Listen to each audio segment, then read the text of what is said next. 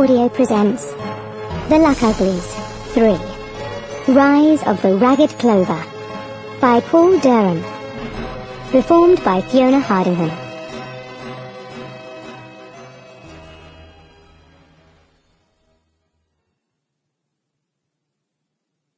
The truth about heroes. A wise man once said that heroes can't be painted in black or white. They come to us in shades of grey. For the choices they make are hard ones, and the actions they take leave consequences that can't be undone. But wise men are prone to speak in riddles, and true words should be plain to understand. Hear these instead. There are no such things as heroes. After all, for every man we call a hero, is he not cursed as our enemy's greatest villain? So don your mask, young master. Don't be afraid to bend the laws of shadow and light, and leave it to history to brand you as it deems fit. Last words of Grimshaw the Black, as quoted in Tam's tome of Drowning Mouth Fibs, Volume 2. Chapter 1. H is for harmless. Ryochanter crept through a dense maze of leafless branches, sharp enough to skewer her. The towering pines in this stretch of wood were charred black like victims of a great fire, yet they hadn't been burned. It was as if the dark soul of the forest had poisoned the ground itself and bled into their roots, staining the trees forever. Rye's nose twitched at the smell of a cook fire wafting from the small clearing ahead. She was confident that she'd visited this spot once before, and found it empty, but she'd need to check more closely to be certain. The forest beyond the shale hid countless invisible secrets, its rolling hills and dense stands of pine and hemlock disguising hollows you might pass right by without a second glance.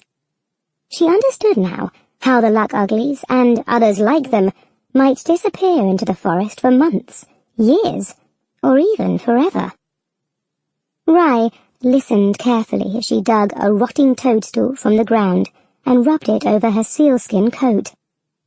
The leather was already caked with the remains of smashed birds' eggs, mud from a beaver dam, and dung from some unknown animal.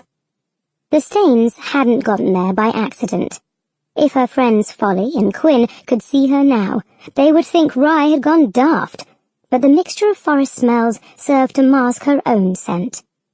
Beyond the shale was teeming with keen but unseen noses, too many of which might come calling if they caught wind of a human.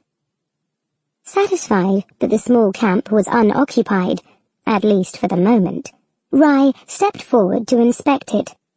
A tent made from animal hide housed a fur bedroll.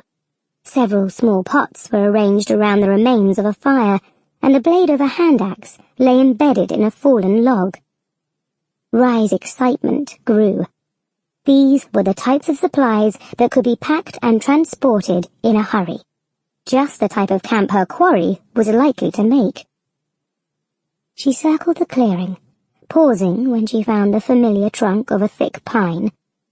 There was her symbol in the bark, a circle with a capital letter R inside. It beamed white from dried sap that had filled the hollowed letter like a scab. She'd carved dozens of these in recent months. It meant Rye had searched this spot before and found it empty. But now there was another marking next to her own. The bark was still raw, as if recently cut. A letter, H. She didn't blink for fear she might reopen her eyes and find they were playing tricks on her.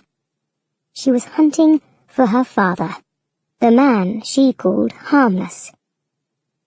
Rye tried to temper her excitement as she glanced up at the sliver of sky peeking through the limbs high above, the muted sun hanging low behind the trees. The long days of summer were now gone, and roaming after dusk was far too dangerous. She bit her lip. Could she afford to wait to see if it was harmless who returned to this camp? No. But she could leave a message of her own and come back at first light. Sample complete. Ready to continue?